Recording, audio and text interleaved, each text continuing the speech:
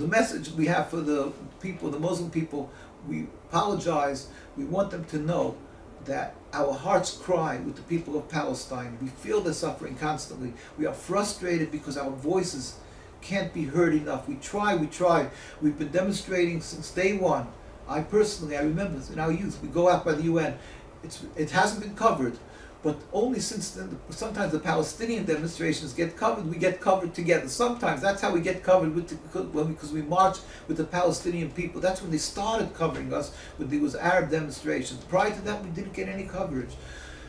That's a sad fact. And to Jews, we implore the Jewish people that they should not get both not intimidated, speak up, even though it's hard. I'm not saying. And we also implore the Jewish people to step back and study their Judaism and realize that they're being conned, they're being fooled by Zionists. It's not your Judaism. The ones, unfortunately, don't go to our schools. The very religious, unfortunately, get inundated and indoctrinated, by brainwashed basically by the Zionist teachings. But they teach them that we're self-hating Jews and some extreme. They call it ultra-Orthodox. They like to refer to us, or the extreme Jews. That label it as extreme. Not that with the same orthodoxy that's following for hundreds of years that we made Hatzolah, the Bikur Cholim, all the distinguished communities and all the charitables, we became extreme. That's an easy way to, it's a psychological issue. So these,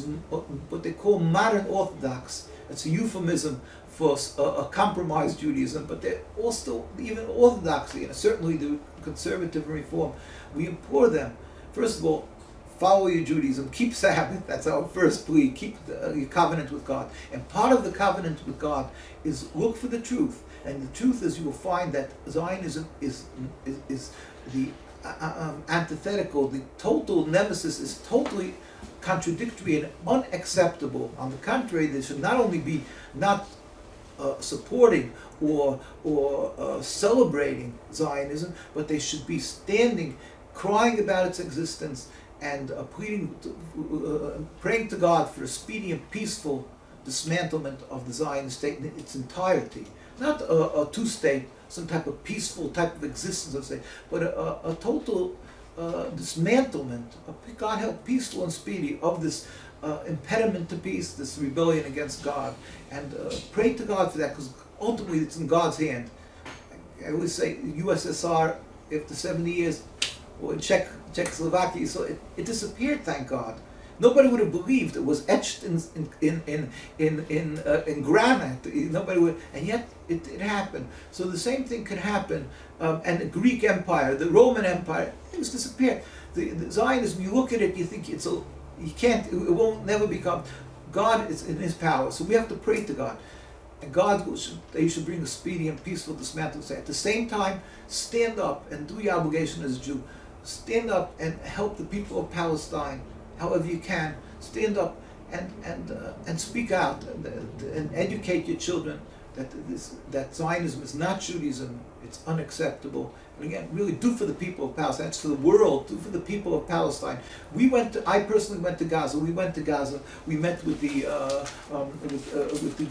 leaders. We sent ambulance. We sent ambulances. This is the last trip we couldn't, unfortunately. It was sent by Jewish people because we couldn't. They didn't let us. And we go through Egypt.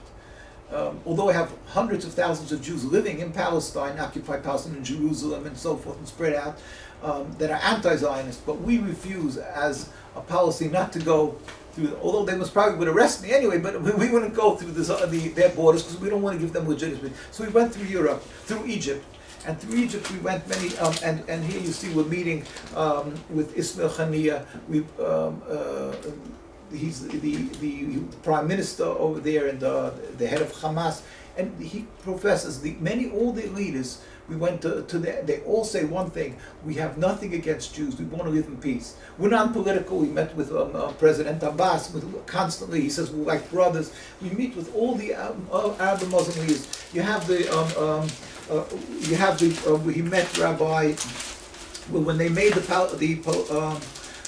Palestinian Authority. I'm sure I can't find it. When they made the Palestinian Authority, so Rabbi Oh, here he is, this picture. This is Rabbi Hirsch of blessed memory, passed away a few years ago. He was the official representative of the Jewish people in the Palestinian Authority with President Arafat. This be noted that they poured acid in his face in Jerusalem, and he was blind in one eye, he was barely able to see in the other. He lived in Jerusalem, and this is the Zionist attack, a normal attack on them. But he used to secretly go into Ramallah to be able to meet with him, and for many years. When we went to Gaza, I was mentioning, and we saw the devastation after the attack on Gaza. The thousands of people a year later, the whole world knew about what happened over there, and yet people were still living in tents. Tents means a piece of wire with a plastic over it, without any water. We went to visit this in Samuni family, I believe the name, in Zatoun, I believe. Correct. 29 members of the family were killed, and so it was a terrible. They were killed with a bomb or something from the Zionists. Zaytun, I think it's called. And we went to visit them. We cried with them. We went to visit the orphanages in Gaza, and yet the human rights activity they knew, but it's not just some in the Amazon. It's in some place that everybody could get to and see and knows. Yet everybody is silent. Why? Because the intimidation of Zionism. So we plead with everybody: speak up. It's unacceptable what's happening there. God should help and bring a peaceful, speedy dismantlement. We can once again live together in peace and harmony.